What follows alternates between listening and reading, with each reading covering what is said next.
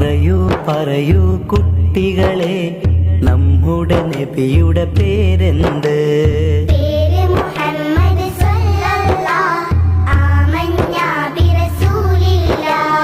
നബിയുടെ ഉപ്പ അബ്ദുള്ള, ആമിന ബീവി പൊന്നുമ്മ.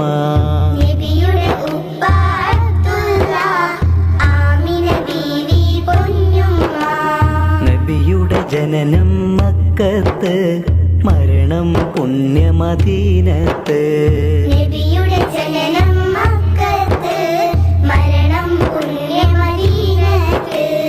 അല്ലാഹുവിന്റെ റസൂലാണ്, നേർവഴി കാട്ടിയ നബിയാണ്.